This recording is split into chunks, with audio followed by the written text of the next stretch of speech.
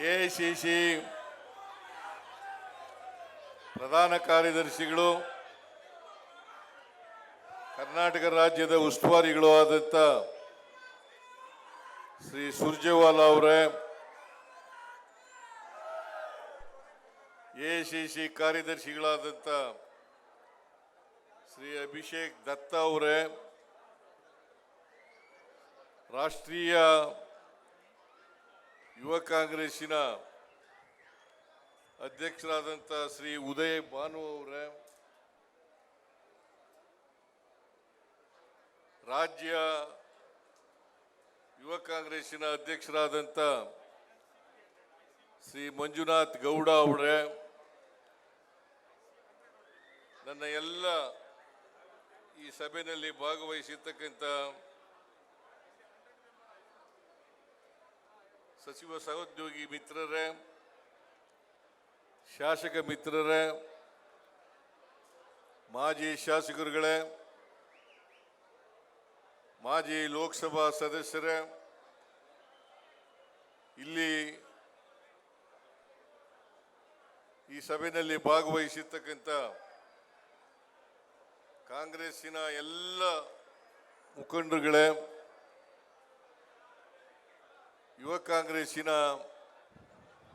ಎಲ್ಲ ಆತ್ಮೀಯ ಮುಖಂಡರುಗಳೇ, ಕಾರ್ಯಕರ್ತ ಬಂಧುಗಳೇ, ತಾಯಂದಿರೇ, ಮಾಧ್ಯಮದ ಸ್ನೇಹಿತರೆ, ಇವತ್ತು ರಾಜ್ಯ ಯುವ ಕಾಂಗ್ರೆಸ್ಸಿನ ವತಿಯಿಂದ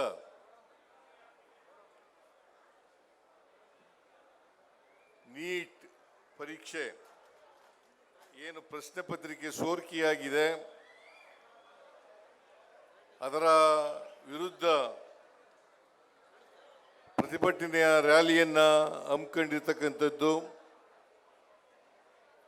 ಮತ್ತು ರಾಜೀವ್ ಗಾಂಧಿಯವರ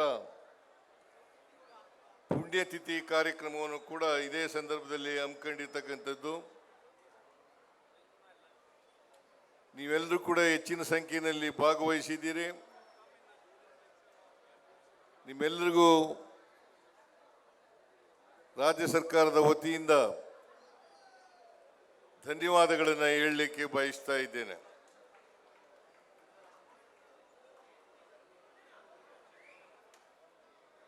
ನೀಟ್ ಪರೀಕ್ಷೆ ಪ್ರಶ್ನೆ ಪತ್ರಿಕೆ ಈಗ ಸೋರಿಕೆಯಾಗಿದೆ.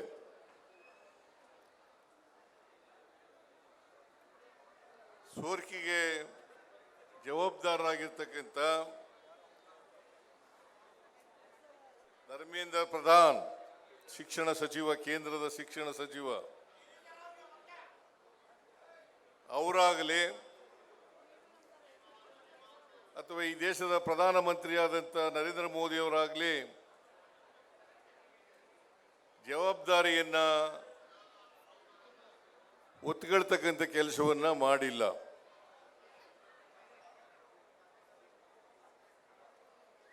ಧರ್ಮೇಂದ್ರ ಪ್ರಧಾನ್ ಅವರು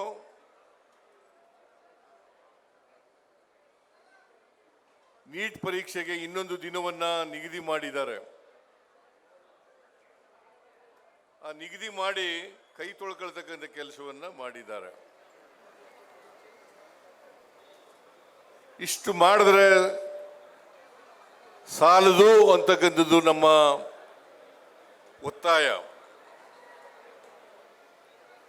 ಈ ಜವಾಬ್ದಾರಿಯನ್ನ ಧರ್ಮೇಂದ್ರ ಪ್ರಧಾನ್ ಅವರು ಹೊರಬೇಕಾಗ್ತದೆ. ಈ ದೇಶದ ಪ್ರಧಾನಮಂತ್ರಿ ನರೇಂದ್ರ ಮೋದಿ ಅವರು ಕೂಡ ಹೊರಬೇಕಾಗ್ತದೆ ಅಂತಕ್ಕಂಥ ಮಾತುಗಳನ್ನ ಈ ಸಂದರ್ಭದಲ್ಲಿ ಹೇಳಲಿಕ್ಕೆ ಬಯಸ್ತಾ ಇದ್ದೇನೆ. ಕರ್ನಾಟಕ ರಾಜ್ಯದಲ್ಲಿ ಮತ್ತು ಬೇರೆ ರಾಜ್ಯಗಳಲ್ಲಿ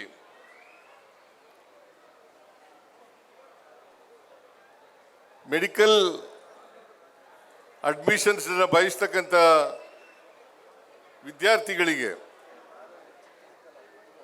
ಸಿಇಟಿ ಪರೀಕ್ಷೆ ನಡೀತಾ ಇತ್ತು. ಅದು ಬಹಳ ಪಾರದರ್ಶಕವಾಗಿ ನಡೀತಾ ಇತ್ತು ಅಂತಕ್ಕಂಥದ್ದನ್ನು ತಾವು ಅರ್ಥ ಮಾಡ್ಕೋಬೇಕಾಗ್ತದೆ. ನರೇಂದ್ರ ಮೋದಿಯವರು 2014ರಲ್ಲಿ ಪ್ರಧಾನಮಂತ್ರಿ ಆದಮೇಲೆ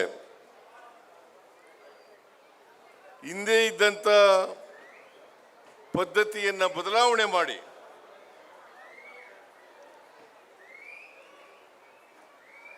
ಎರಡ್ 2016ರಲ್ಲಿ ನೀಟ್ ಪದ್ಧತಿಯನ್ನು ಜಾರಿಗೆ ತಗೊಬಂದರು. ಈ ಜಾರಿಗೆ ಬಂದು 10 ವರ್ಷಗಳಾಯಿತು. 10 ವರ್ಷಗಳಲ್ಲಿ 5 ಬಾರಿ ಪ್ರಶ್ನೆ ಪತ್ರಿಕೆ ಸೋರಿಕೆಯಾಗಿದೆ. ಇದೇ ಮೊದಲಲ್ಲ, 5 ಬಾರಿ ಪ್ರಶ್ನೆ ಪತ್ರಿಕೆ ಸೋರಿಕೆಯಾಗಿದೆ.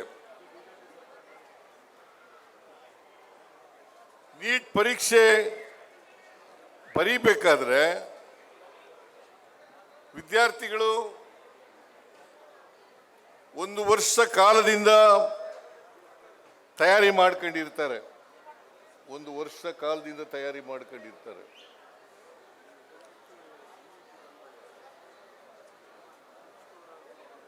ಅನೇಕ ಜನ ವಿದ್ಯಾರ್ಥಿಗಳು ಕೋಚಿಂಗ್ ಸೆಂಟರ್ಗೆ ಸೇರ್ಕೊಂಡು ಅಲ್ಲಿ ಅಭ್ಯಾಸವನ್ನ ಮಾಡಿರ್ತಾರೆ.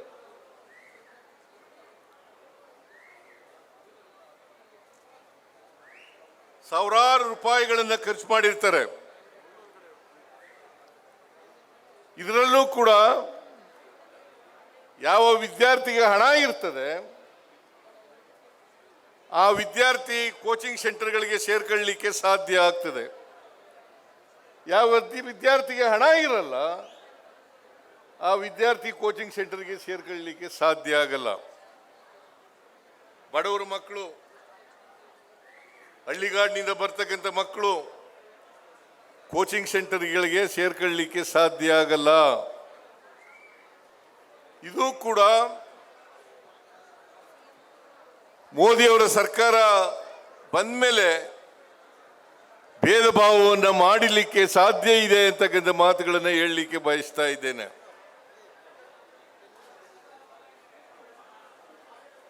ನರೇಂದ್ರ ಮೋದಿಯವರು ಬಡವರು, ದಲಿತರು, ಹಿಂದುಳಿದವರು, ಅಲ್ಪಸಂಖ್ಯಾತರು, ಕಾರ್ಮಿಕರ ಮಕ್ಕಳು ಇವರನ್ನ ಕಂಡ್ರೆ ಆಗಲ್ಲ ಅಂತಕ್ಕನ್ನೋದಕ್ಕೆ ಇದು ಸಾಕ್ಷಿ ಅಂತಕ್ಕಂಥ ಮಾತುಗಳನ್ನ ತಾವೆಲ್ಲರೂ ಕೂಡ ಅರ್ಥ ಮಾಡ್ಕೋಬೇಕು ಅಂತಕ್ಕಂಥದ್ದು ನನ್ನ ಅಭಿಪ್ರಾಯ.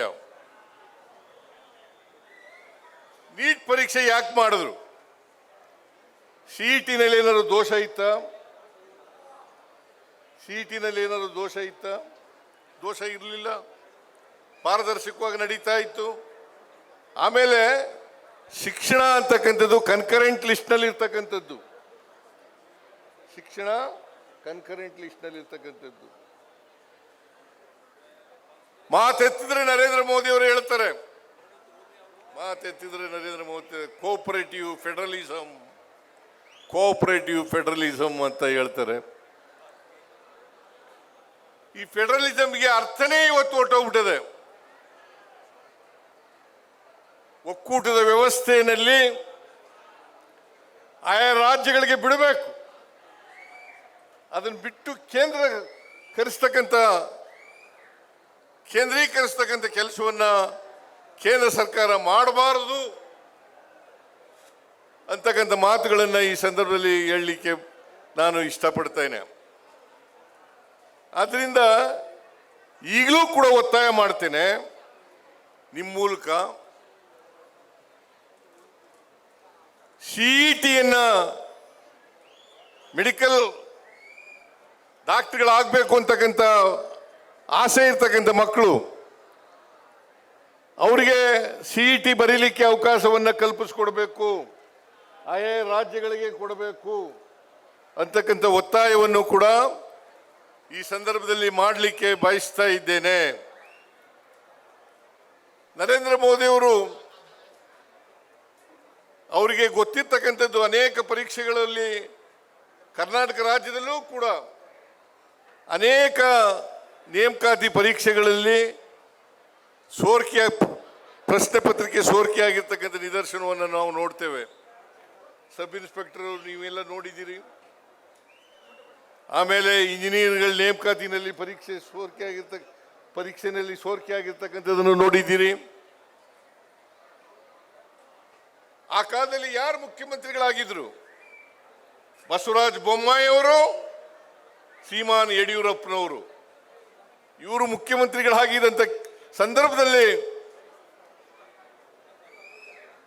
ಸಬ್ ಇನ್ಸ್ಪೆಕ್ಟರ್ಗಳ ಪರೀಕ್ಷೆಯಲ್ಲಿ ಸೋರಿಕೆ ಆಯಿತು. ಬಹುಶಃ ಕರ್ನಾಟಕದ ಇತಿಹಾಸದಲ್ಲಿ ಎಡಿಜಿಪಿ ಮಟ್ಟದ ಅಧಿಕಾರಿ ಜೈಲಿಗೆ ಹೋಗಿರ್ತಕ್ಕಂಥ ನಿದರ್ಶನ ಇಲ್ಲ. ಆದ್ರಿಂದ ನಾನು ಯಾಕೆ ಈ ಮಾತನ್ನ ಪ್ರಸ್ತಾಪ ಮಾಡ್ತಾ ಇದ್ದೀನಿ ಅಂತಂದ್ರೆ, ರಾಜ್ಯದಲ್ಲಿ ಕೇಂದ್ರದಲ್ಲಿ ಬಿಜೆಪಿ ಸರ್ಕಾರ ಇರುವಾಗ ಅವ್ಯಾಹಿತವಾಗಿ ಈ ತರದ ಪ್ರಶ್ನೆ ಸೋರಿಕೆಗೆ ಆಗ್ತಾ ಇದ್ದಾವೆ ಅಂತಕ್ಕಂಥ ಪ್ರಶ್ನೆ ಪತ್ರಿಕೆ ಸೋರಿಕೆ ಆಗ್ತಾ ಇದ್ದಾವೆ ಅಂತಕ್ಕಂಥದ್ದನ್ನ ನಾವು ನೋಡಲಿಕ್ಕೆ ಸಾಧ್ಯ ಆಗ್ತದೆ. ಅದರಿಂದ ಯಾರು ಜವಾಬ್ದಾರರು? ಇದು ಯಾರು ಜವಾಬ್ದಾರರು?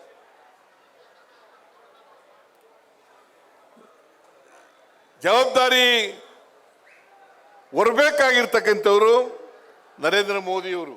ಅವರು ಎಲ್ಲಿದ್ದಾರೆ ಈಗ? ಇಟಲಿ.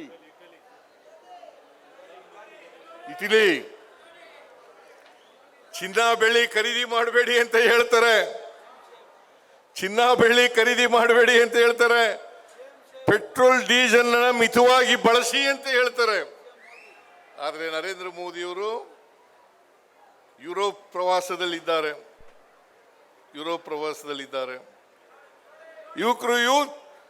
ಯುವಕ ನಿರುದ್ಯೋಗಿಗಳು ಇವತ್ತು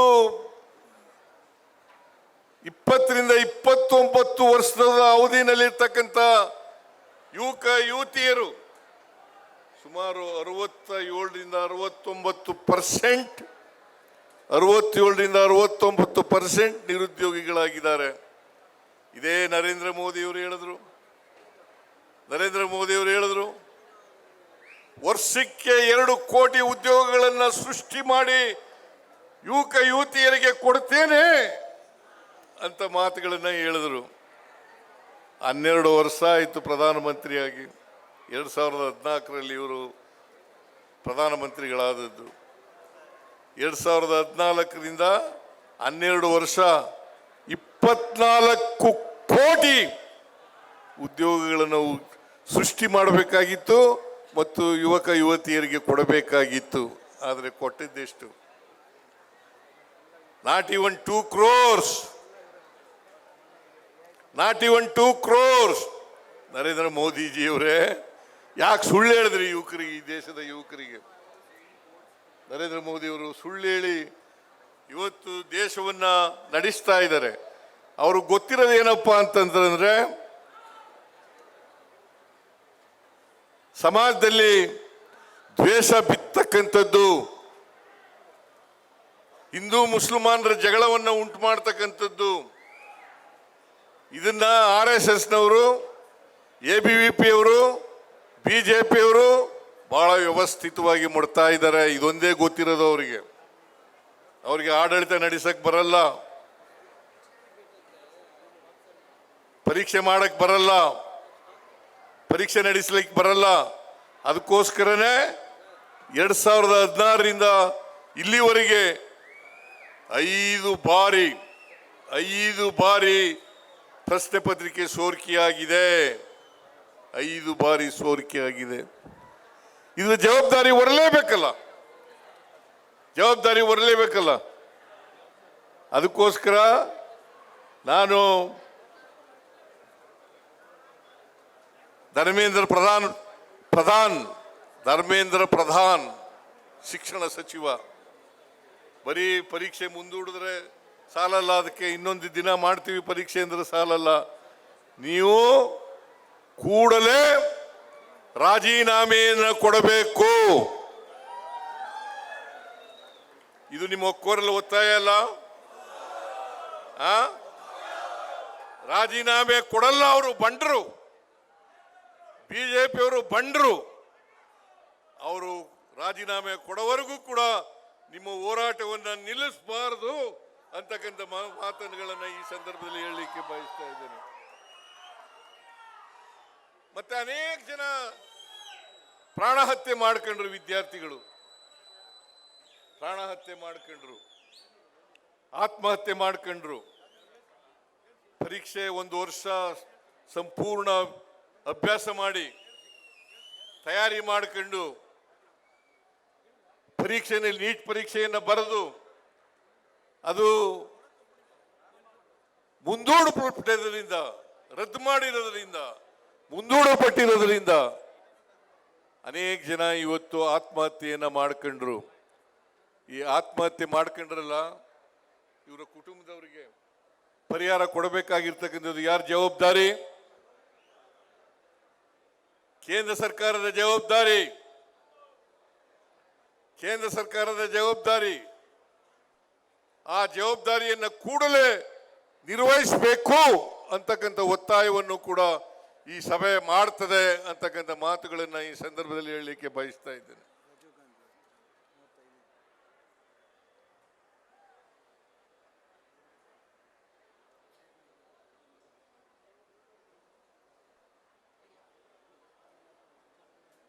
ಮಾಡಬೇಕು. ಆಮೇಲೆ ಯಾರು ತಪ್ಪಿತಸ್ಥರಿದ್ದಾರೆ ಅವರನ್ನು ಪತ್ತೆ ಹಚ್ಚಿ ಅವ್ರ ಮೇಲೆ ಮರ್ಡರ್ ಕೇಸ್ಗಳನ್ನು ಹಾಕಬೇಕು. Because they are responsible for the death of the people committed suicide. ಅವ್ರ ಮೇಲೆ ಆಗ್ತಕ್ಕಂಥ ಕೆಲಸವನ್ನು ಮಾಡಬೇಕು. ಮೋದಿಯವರು ಯುರೋಪ್ ಪ್ರವಾಸದಲ್ಲಿದ್ದಾರೆ, ಕೂಡಲೇ ವಾಪಸ್ ಬರಬೇಕು, ಮೊಟಕುಗೊಳಿಸಿ ಬಂದು ಈ ದೇಶದ ಯುವಕರ ಬೇಸರತ್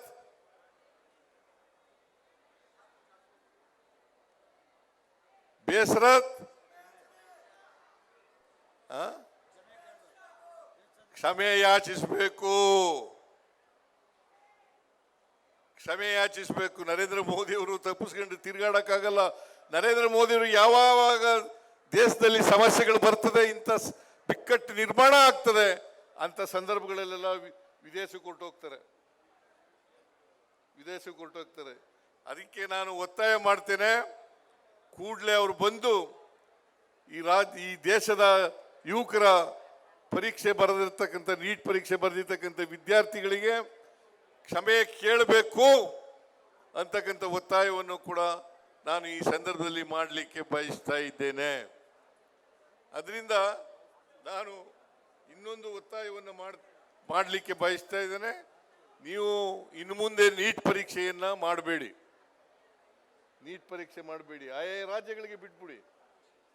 ಆ ರಾಜ್ಯಗಳು ಹಿಂದೆ CET ಪರೀಕ್ಷೆ ಮಾಡಿ ಹೇಗೆ ಪಾರದರ್ಶಕವಾಗಿ ಮಾಡ್ತಾ ಇದ್ದೋ ಆ ರಾಜ್ಯಗಳಿಗೆ ಬಿಡಬೇಕು ಅಂತಕ್ಕಂಥ ಒತ್ತಾಯವನ್ನು ಕೂಡ ಈ ಸಂದರ್ಭದಲ್ಲಿ ಮಾಡ್ತೇನೆ. ಇದು ನೀವು ಪ್ರತಿಭಟನಾ ರ್ಯಾಲಿಯನ್ನು ಹಮ್ಮಿಕೊಂಡಿದ್ದೀರಿ.